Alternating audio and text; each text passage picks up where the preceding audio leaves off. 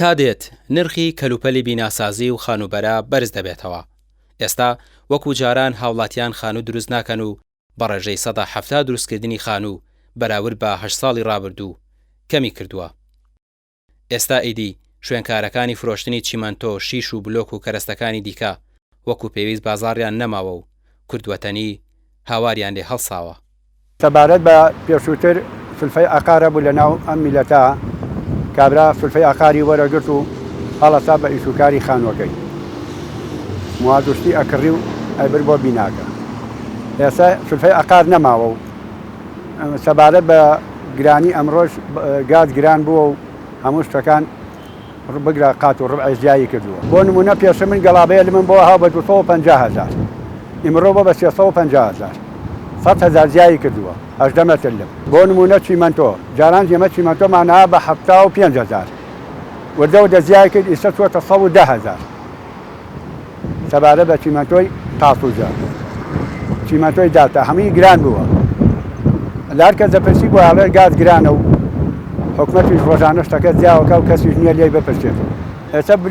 بلۆکی 20 بەکارێنن، بلۆکی 10 بەکارێنن، 15 بەکارێ و 30 بەکارێت. جاران ئەو بلۆکە بە 800 دینار بوو، بلۆکی ڕانێ بۆ بە 980 دەیەنن بۆ مەحەلەکان، بۆ بینای ماڵانیش. ئەوە فەرقی کردووە، جووتە بلۆک بووە بە 980 دینار. جاران کە کاتێ ئەقارەجرا چیمەنتۆمان بۆەوە هات لە ڕێگا ئەفرۆشرا، کەم مەحەل دایگرتایە. ئێستا بەلایەکەمەوە 25 ئەو چیمەتۆ لەو کابینامێنێتەوە جا سەرفە بێت، وەی ئەوەیە بێ بازاڕیە. وەکو شتەکەش گرانە بازاڕیش نییە. هەیە بەس بە کەمی زۆریەوان دەچون بەس بۆ لای کۆمپانیا زەخمەکانی خۆیان. وەڵایی ئەم هەمەی بڵێن بۆ نمونەکەوە ئەقار نییە. یەکەم دووەمینیش خەڵک لە دڕەلاوتیا ئەژی قەلەقە بەعام ئێستا خەڵکیشی ڕاگرتووە. گازش گرانە، بەڕاستی گاز وای لێ هاتووە کابرا لە هەر کەسە پرسی ئەڵێ گاز گرانە و گەڵابەیە 100,000 دینار چۆتە سەر موادەکە. مەسەلە گازەکەیە، مەسەلە گازەکەی و ئەڵێ گاز گرانە و بۆ نمونە گەڵابە بە گازەکەی شەکایی هێنێ ئەڵێ بۆم نامێنێتەوە. ناعیلاج کابرا مەجبورە پارەی گازەکە بخاتە سەر چەولمەکە، 50,000 ئیسفادەی بخاتە گیرفانی، ئەواتر شتەکە گرانە بێ. کابرای لەوێش کە غەسالەی هەیە ئەویش بەلایەنکەمەوە 30,000 زیایی کردووە هەموو گەڵابەیە. وەڵام ئیمڕۆ زیاتری تێچە خۆیان لە دەوری 5.5 بۆ 6. ئەرەوەڵاس ئەو ئیزافەی ئیمڕۆ لەو موادایە چێتە سەر خانووەکە. ئەنا وەساوکریەکار هەروەکو خۆی وایە. بەشێکی زۆر لە کرێکاران ئەوانی کە لە شوێنەکانی فرۆشتنی کەرەستەی بیناسازی کار دەکەن و بژێویان لەسەر بارکردنی بلۆک و چیمەنتۆ و لمە دەڵێن بێکار بوون و پێشتر ڕۆژانە 25 بۆ 30,000 دیناریان دەست دەکەوت، بەڵام ئێستا زۆر ڕۆژەیە تەنانەت سیفتاحیش ناکەن. لەو کاتەوەی کە ئیشەکەی ئاوا بووە کە بێ ئیش بیت جەنابەت؟ ئارەوەڵا زۆر بێ ئیش بوو، زۆر ئەزە حالیان بێ ئیشین، حالیان لەم مانگەیە هەر ئیشەن نەبووە، لەوەتی گاز و بەنزین گران بۆ ئیشەن نییە ناوەڵ. وەلە بەیان لیان بە سیارە فتاحم نەکردو. ئەم هەفتەیە 10,000 پێیا کردو. لە یەک هەفتەیە؟ لە یەک هەفتەیە. پێشتر چەند پێیاک ڕۆژانە؟ وەڵای ڕۆژانە پێشە مۆزە باش بوو 20,000 و 30,000 و ڕۆژانە پێیا کرد، بەێستا ئەوە نییە نەماوە. بۆچی وای لێ هاتووە؟ وەڵای حکومەت دەیزانێ نازانێ. ئێستا بۆ وای لێ هاتووە. پێشتر ڕۆژانە چەند پێیا کرد ئەو کاتێک کە ئەو وەزع وای لێ نهات؟ ناڵم 20,000 من پێیا کرد. 20,000 30,000 ڕۆژانە 35,000 15,000 ڕۆژ کەوت بوو. بەس ئێستا باشتر بێ، ئێستا هیچ. ئێستا هیچ هەر نییە. تۆ لێرەی بەردەوامی ینی خەڵک بۆ کڕینی چیمەنتۆ و شیش و ئەوانە تا چەند ڕۆژانە ڕوەکە نێرە؟ وەڵا هەی کەم، وەک لە تاو جارانە هەر زۆر کەم، هەر زۆر کەم ڕوتیەکە. بەس جاران زۆر بوو، ڕۆژانە مشتری زۆر زۆرە بوو. باشە ژیانتان گران بووە، گەساب گەڵابەکە بە گرانە یێریە. ئەوسا بە 20,000 بێسە 4,000. ژیانتان قورس نەبووە ئێستا ئێوە بە چۆن قورس نەبووە؟ کە کاسبی نەبوو قچە قورسە بێت. وەلیدەی کارەبای ئاوەیە چۆن بەچیە کە کرێکاری ژنەکەی. پێش 2014 هەر تەنێک شیش 600,000 دینار بۆ 650,000 دینار بوو. ئێستا نرخەکە دوو هێندە بۆتەوە و تەنی شیش 1,200,000 دینارە. ئێستاش بەردەوام لە بەرزبوونەوەدایە. ئێستا تقریبان ئێمە 4 جۆر شیشمانەیە. شیشی سلێمانی ستیلمانەیە، تۆپەر ستیلمانەیە، ئەلفا ستیلمانەیە، ماسمانەیە. ئەمە شەریکەی بازیانن. ئەمڕۆ ئێتر سعری شت ئەمڕۆ ئەوسە بۆ نمونە $700 مەحەلەکان لە 700 ئەیفرۆشن. ماز گرانە ماز تقریبان 70 دلارێکی فەرقە تورکیشمانەیە تورکیەکە ئەمڕۆ کەمتر بەکاریە لەبەرەوە تەنی لە دەوری نۆوەرەقایە بەهۆی گرانبوونی کەرەستەکانی بیناسازی دروستکردنی خانوو بەڕێژەیەکی بەرچاو کەمی کردووە ئەوانی کاری دروستکردنی خانوو دەکەن دەڵێن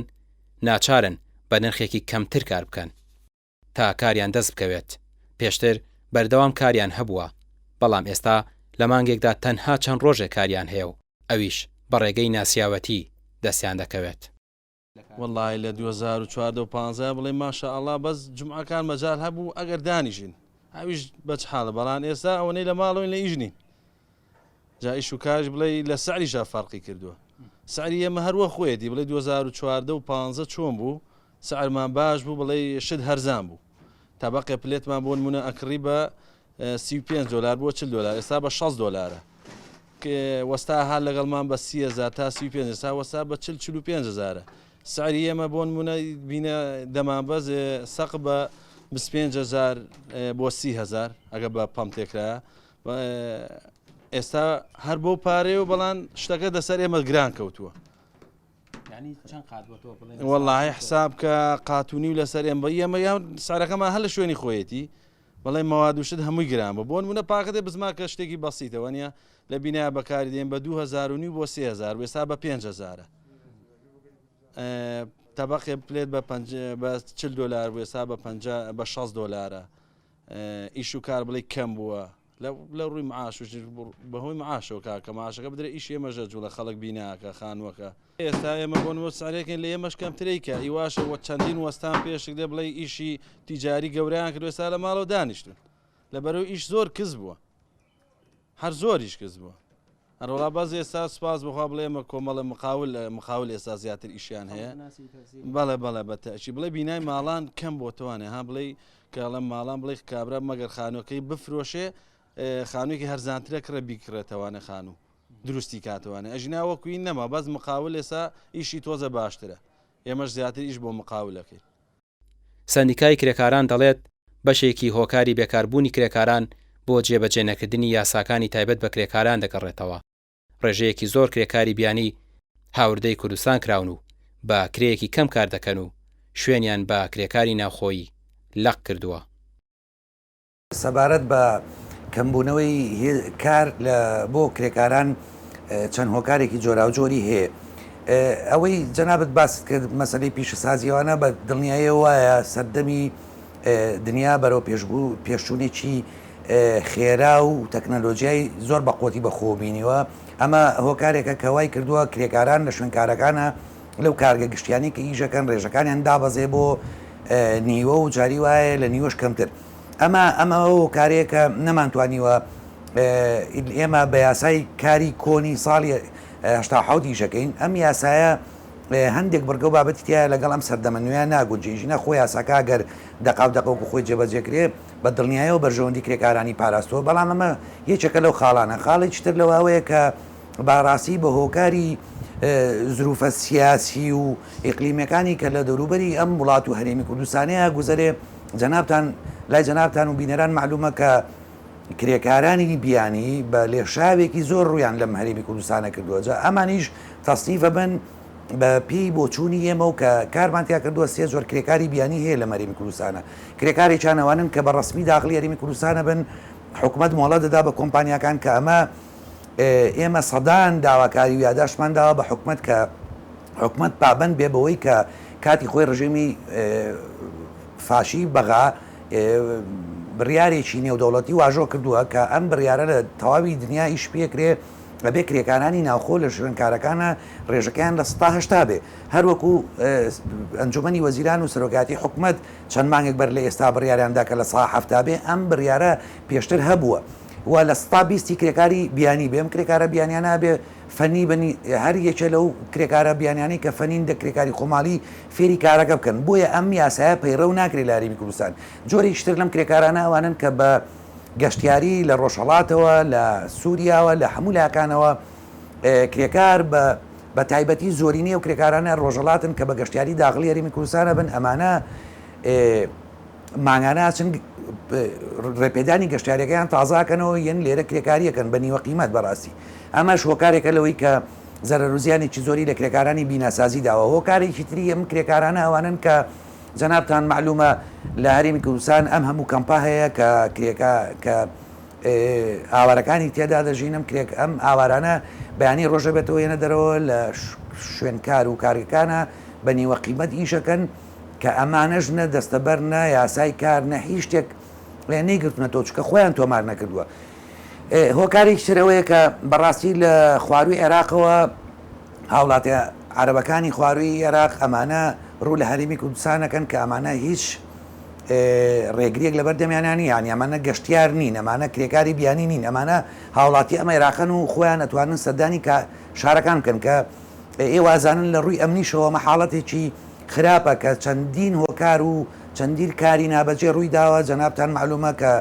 لەلایەنی ئەمنی لەم شارە ڕێگریان لێکراوە گیراونەوەوانە و بۆتە هۆی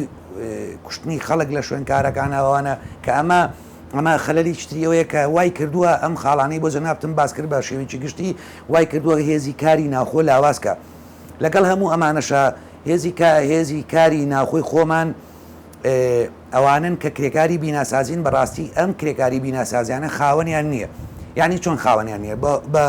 حکوومەتی هەرێمی کوردستان نە لە یاسای کارە نە لە یاسای دەستەبەری کۆمەڵاتیە جیان نەبووەوە شۆفێران بە هەمان شێوە ینی سایقەکان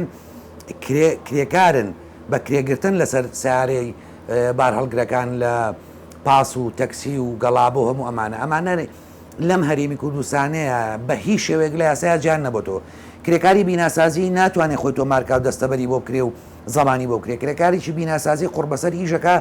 عمری هەموو عمری 40 ساڵی تەمەنی لە بیناسازی سەرفەکە کە ئەمرێ بێ خێروخوا سەدەقە بە ماڵ و مناڵ و کەسوکارێکی بکەن ئەمانە ئەم هۆکارانن کە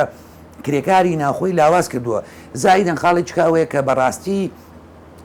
وەزارەتی کار و کاروباری کۆمەڵاتی بەڕێوەبەرایەتیەکانین لە خوارەوە لە ئاسی مەحافەزەکانە بەڕێوەبەرایەتی دەستەبەری کۆمەڵایەتی و بەڕێوەبەرایەتی کاری سەر بە وەزارەت ئەمانە لاوازن ینی چۆن لاوازن کاتێک کرێکاران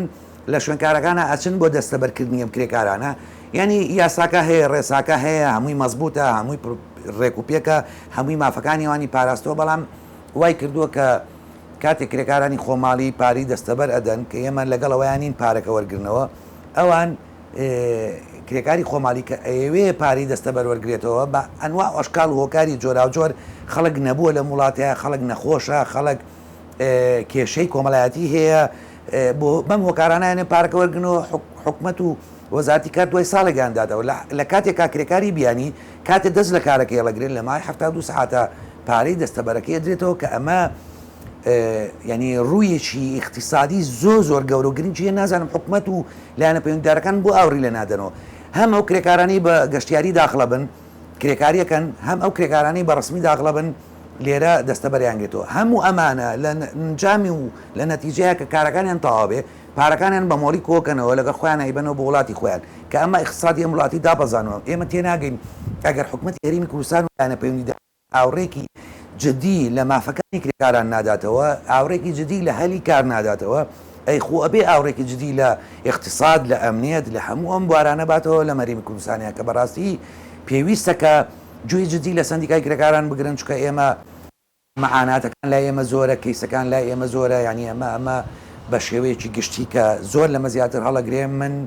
ئەتوانم بە سعات و 2 سعات زیاتر کێشەکانتان بۆ باسکەم بەڵامە شێوەی گشتی خاڵە جەوهەریەکانی ئەوانە بوون کە بۆتە هۆی هۆکاری نەبوونی هێزی کاری ناوخۆ لەم هەرێمی کوردستانی بەڵە سەرەتا باسم کرد هۆکاری پێشکەوتنی تەکنەلۆژیا لە بواری پیشەسازیە کە ئەمە پێشکەوتنێکی بەرچاو و سەریح و سورعەتی بەخۆ بینیوە کە کارگە هەیە لەم هەرێمی کوردستانەیە لە پێشووترا بە 500 کرێکاریشی کردبێ ئێستا ڕێژەکەی دابازیەوە بۆ 100 کرێکار ینی ئەمە ڕێژێکی زۆر ئەمە هۆکارەیە کە جەنابەت باس کرد بەڵێ وایە فعلەن ئەگەر ڕێگری لە من نەکرێ ئەگەر چارەسەری گونجاو بۆ منە دۆزێتەوە بە پێی یاسا و ڕێسا بەڵێ بە تاچیت ئەمە ڕوو لە هەڵکشانی زیاترەکە سەبارەت بەوەی کە کارگەکان ئیش بە کرێکاران ناکەن کرێکارانی ناخۆ جەنابتان نەزانن من باسم کرد ئەگەر کرێکاریشی بیانی لە شوێنکارەکە ئیش بۆ خاوەنکارێ بکە بە 300,000 ئیشی بۆ بکە ئەو کرێکارە بیانیە لەو شوێنەیە ئەخەوێ ئەخوات ئیسلاحەتەکە لە نەتیجە سەری مانگ 300,000ەکەی خۆی بۆ مێنێتەوە و ئاینێرێتەوە بۆ کە سوکارەکەی بۆ دەرەوەی وڵات بەڵام ئێوە لە بەرامبەر ئەمە سیر کە نەگەر هاوڵاتی چێمەری کوردستانە کرێکاری بکات بچێت لەو شوێنە ئیشکار بە دڵنیاییەوە بە 300,000 ناتوانێت لەو شوێنەیە ئیشکا بۆ ماوەی مانگی بژی چکە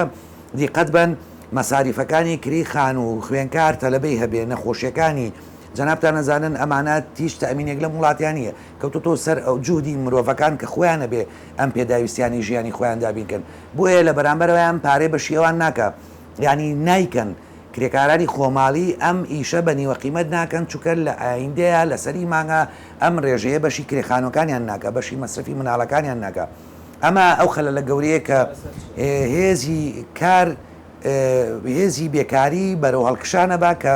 جاریچ کاگەڕێمەوە سەرەوەی ئەم یاسایانە حکوومەتا بێ ئاوڕێژری لەم بوارە بدات چارەسەر باسمان کرد کە بەڕاستی ئەبێ بە پلانێکی گشتگیری بە هاوبەشی هەموو ئەو وەزارەت و لایەنە بەڕێبەرایەتیانەی پەیوەندیدارن بە بواری کرێکاران و بە بواری وەبەرهێنان پلانێکی گشتگیر دانێن هەوڵ بدەن هەموو خوێنکارانی دەرەچن لە جامیعە و لە پەیمانگاکانە بتوانین هەلی کاری باشیان بۆ بڕەخسێنین هەموو ئەو کرێکارە بیناسیازانی لە ناو بازاڕن لەسەر جادەکانن بە شوێن کارە ئاگەڕێن بتوانین ئەمانە لە ڕێی ئەو کۆمپانیایانەوە کەەوە بەرهێنانەکەن کە بەداخەوە کۆمپانیا زەبەلەحەکان کەەوە بەرێنانەکەن وەکو پرۆژەی نیشتەجێبوون و هەموو کارەکانی کە کاتێک گرێبەست لەگەڵ حکوومەت و بەرێناناکەن دابەز نەخوارەوە گرێبەست ئەوانیش جاری چکە لەگەڵ کۆمپانیا لاواچەکان ناکەن کۆمپانیایەک بۆ باری گواستنەوە کۆمپانیایەک بۆ دروستکردنی بیناکەی کۆمپانیایەک بۆ گواستنەوەی خۆڵەکەی کۆمپانیایەک بۆ ئەنوە ئەشکال زۆر کۆمپانیا لە پرۆژیایشەکە کە بەداخەوە وەزارەتی پەیوەندیدارەوە بەڕێبەرایەتەکانی وە بەرهێنان لەم کاتەیە لە گرێبەستی کاریان لەگەڵ خاوەن کار و کۆمپانیا زەبەلەحەکانە هیچ بڕیارێک هیچ بڕگێک لە یاسای کار لەم گرێبەستانیانە جێ ناکەنەوە لەم ئەخدی کارانیان کە پیان بڵێن ئەبێ ڕێژەی کرێکاری خۆماڵی ئەوەنە بێ ئەبێ ئاوا مافیان پارێزرا بێ هەری هیچ نەبێ بڵێ ئەبێ دوو یاسا لە هەرێمی کوردستانەیە هیچیان یاسای کارەیە هیچیان یاسای دەستەبەرە ئەبێ بڵێ ئەم دوو یاسایە بێ وەکو خۆی لە 100 تەطبیق و جێبەجەکەی بۆیە ئەمانە نەکرێ متمانە لای خەڵکی و هاوڵاتی و کرێکاری ناخۆ لاوازەوە نەماوە هەتا ئەمانە نەکەی متمانیان بۆ نەجێڕیتەوە کە بەڵێ بە دڵنیایەوە ژیانیان پارێزراوە ئەمانە وەکو پێویست لە شوێنکارەکانە هیچ ناکەن ئەمە جێی داخوونی گەرانیە بەڕاست حکوومەت بە پاساوی قەیرانی دارایی لە دوای 2014ەوە پێدانی پێشینەی خانوبەرەی بە هاوڵاتیان ڕاگرتووە کە تا ئەو کاتەی پێشینەکان دەدرا بە ڕێژەیەکی زۆر هاوڵاتیان خانوویان دروست دەکرد ئێستاش حکوومەت هیچ پلانێکی نییە بۆ دووبارە دەستپێکردنەوەی ئەم پێشینەیە بەڵێ خۆی لە ڕاستیدا ئەو کاتی کە لە کابینەی دکتۆر بەرهام ئەو کاتە سەرۆکایەتی کرد هەوڵێکی زۆر درا بۆ ئەوی کە لەو داهاتی ناوخۆوە لە بودجەی هەرێمی کوردستان بارە تەرخام کرا بۆی کە هاوڵاتیان بە تایبەتی گوندنشینان و کرێنشینان و ئەوانەی کە ژیانی باری داراییان باش نییە حکوومەت بۆ نمونە بۆ ناو شار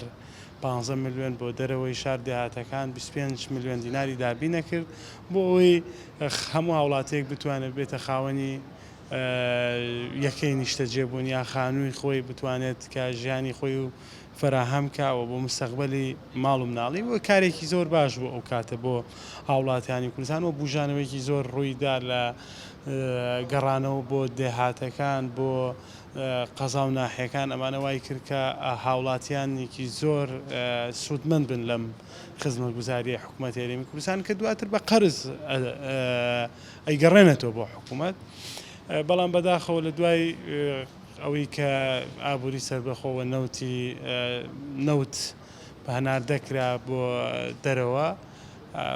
هەرێمی کوردستان تووشی قەیرانی دارایی بووە دواتری شەڕی داعش بوو ئەمانە بوونە هۆکاریەوەی کە حکوومەتی هەرێمی کوردستان کار لەسەر ئەمە بکات و ڕای بگرێت و ئەم خزمەتگوزاریە کە بدرێت بە هاوڵاتیانی کەم دەرامەت بوەسێنرێ ئێستا کار لەسەر شێوازێکی کاکەن لەوە بە قەنەعەتی ئێمە حکوومەتی هەرێمی کوردستان ئێستا پارەی پێویستی لە بەردەستە هەر ئەو پارانەی کە وەریەگرێتەوە لە هاوڵاتیانە توانێت بەم پارێت دیسان هاوڵاتیانی تر ئەوانەی کە ناویان نووسیوە و خۆیان تۆمار کردووە ئەمانە سوودمەند بن لەوەی کە قەرز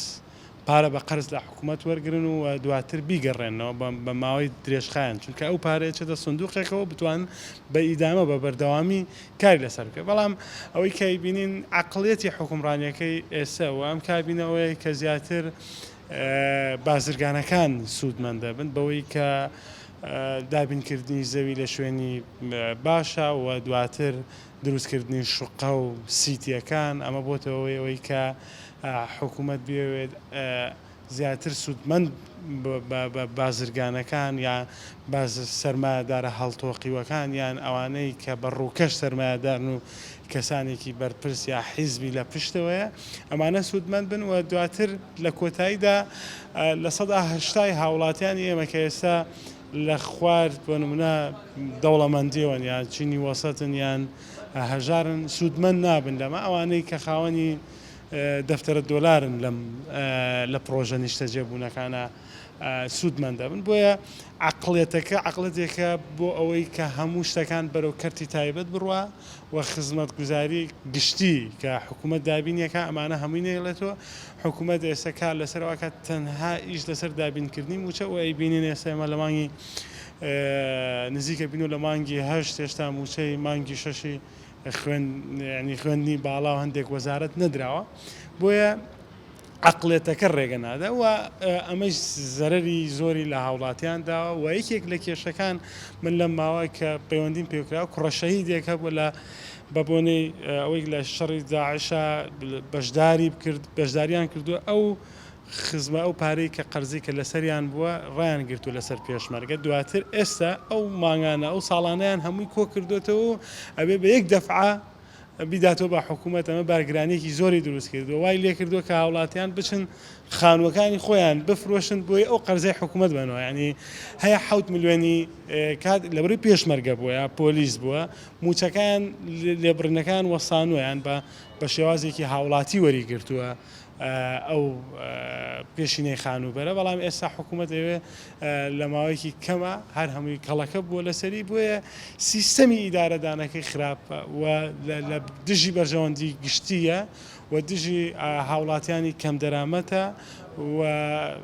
کارێکە هیوادارین حکوومەت هێرێمی کوردستان ئێمە کار لەسەرەوەکەین کە بتوانین ئەو پرۆژەیە ئەو خزمەت گوزاریەی کە حکوومەت دەیکرد بۆ هاوڵاتیان پێدانی قەرز بدرێتەوە و لە دەستپێکردنەوەی دوای کۆتاییانی هاتنی پشووی هاوینە ئێمە ئیشی لەسەرەکەین بە هەموو شێوازێک بۆی بتوانین کاراسانیەک بۆ هاوڵاتیان کرێ و هاوڵاتیانی کەم دەرامەت سوودمەندتر بن لەوەی کە سەرمایهدارێک سوودمەندتر خۆی ئێمە پرۆژە ئاسامان تەقدیم کرد و دواتر ئێمە لەگەڵ لە لیژنەی دارایی لەگەڵ سەرۆکایەتی حکوومەت لەگەڵ وەزیری داراییە کارمان کرد کە ئەو قەرزانی کە کەوتوتە حکوومەت هاوڵاتیان قەرزاری حکوومەتن و حکوومەتیش موچەی پاشەکەوتکراوی زۆری هەیە ئەمە بتوانرێت ئەگەر بە قیسێکیش بێت ئەگەر بە ڕێژەی لە 130 بێت بتوانن ئەم موچە پاشەکەوتکراوانیان بتوانن لەم قەرزانە بدەنەوە بە حکوومەتێرێن بەڵام حکوومەت هێرێمی کوردستان تاکو ئێستا ناچێتە ژێربارەوە پەیام زۆر پەیوەندی کرد بە وەزیری بازرگانی و پیشەسازی هەرێمەوە بەڵام وەڵامی پەیوەندیەکانی نەدایەوە کە هۆکاری گرانبوونی کەرەسە پیشەسازیەکان و خانوبەرە ڕوون بکاتەوە. ئێستا وای لێ هاتووە بەهۆی بێبازاڕی و گرانی پێداویستەکانی خانوبەرە زۆرێک لە شوێنکارەکان تەنانەت واز لە پیشەکانیان دەهێن و دایدەخەن. تەنیی مۆتۆ پێشە معزە بە 800,000 بوو ئیسە بە 100 هەتانە دوێنێ تا دوێنێ بە 150 بۆ ئیسا زایرەن چۆتە 120,000 تەنی ئێمە لەکان محەلا بیفرۆشین بەی ترچیە بۆهۆی وازی گاز و هینەکە وای لێ هاتووە گازەکە گران بووە ئەوانش لە مامەلەوە گرانیەکەن ئەوە مەزوعەکە ئەوەیە براکەم ئێستا کە گران بووە ئەو پێداویستیانە خەڵک بۆ خانووکردن وەکو جارانە و لێی وەستاوەتەوە بە هێزگاری ئارەوەڵا ئەم جادراوە بە ئیشی کۆمپانیاکان ئەم کۆمپانیانە دروست بووە ئیسەکانی خەڵک ئەگەر سەقفێ شتێکی بێ بە مەرکەزی تێیەکە ئیسە مەترێ لەم جاران ئێمە ئەمانە بە 80,000 ئیسە 6,000 شۆتە سەر بەهۆی گازەکە و نەقلی سیارەکە کە هێنێ لە دەربنەوە بۆ بە مەتری بۆ بە 23,000 مانە وایە ئیشەکە وەستاوە سەرف نابێ شتەکانمان سەرف نابێ وردە بەرە دواوێت وامی بەهۆی وازی گازەکەوەی کاگەڕاوە باشە جگە لە گازەکە ینی هۆکاری تر هەیە لە پشتی گرانبوونی چیمەنتۆ و شیشەوە ینی پەیوەندی بە دەرە و شەڕوانەوە بە دۆلارەوە هەیە کە دۆلارەکە خۆ شوێنی خۆی نەجوڵاوە بەس ئەمان هەر خۆ دیتە کۆمپانیا سەرفیەکە لە معاملەوە گرانیەکەن لەسەر محلەکان گرانیان کردو محلەکانیش مەجبورن بێ بە $2 خێرتەنی ئەمجا خەڵکەکەش نایکڕێ چونکە زیایە چێتە سەر بۆی ناکڕێت. ئێستا خەڵک جاران 400,000 بۆ 500,000 دا بەتەنی شیشێک ئەو پەڕی 600,000 ئێستا چەنە؟ ئێستا چۆتە نزیکەی هەژوارەقە و $50 یعنی ملیێنێک و بەتەکیت ئارەوەڵا ینی ئیشی ئەمە دواکەوتووە ئیشەکە مراوە خەڵک لی ناپرسێ هەمی زۆری بەهۆی حسابی ئەم گاز و نەوت و مازینەوە کە ئاوایات وەکو بزانی محلە هەبووە ئیشەکەی هەڵبگرێت دای بخە لە بەرەوەی کە بازاڕی نەبووە هیچ محلی هەڵی نەگرتۆ محل هەیە لە پشتمانەوانێ سایرەن هەموو ڕۆژێ 30 مەتر لمی فرۆشتووە ئێمە هەر ئاینیشت بەزیسە تقریبن ماوەیە کە ئاوای تر کەوتووە ئیشەکە بەهۆی ئەم پێ بازاڕی وا بڕوە ینی هیچ محلەیەکدا خات بوو جۆرە وەڵی ئەگەر وا بڕوا ئەرە وڵات خەڵک بێحەوازە بێتاقەتی نییە ماڵ و مناڵ بەچی بەخێوکە. حکومەت دەڵێت گرانبوونی کەرەستە پیشەسازیەکان پەیوەندی بە نرخی دۆلار و بازاڕەکانی دەرەوە هەیە نرخی گازوایل و کۆمەڵێک کۆکاری دیکەش ئەگەر بەردەوامیش ئەو نرخانە لە بەرزبوونەوەی بەردەوامە بێت ڕەنگە دروستکردنی خانووش بۆ هاوڵاتیان ئیدیکارێکی قورس بێت.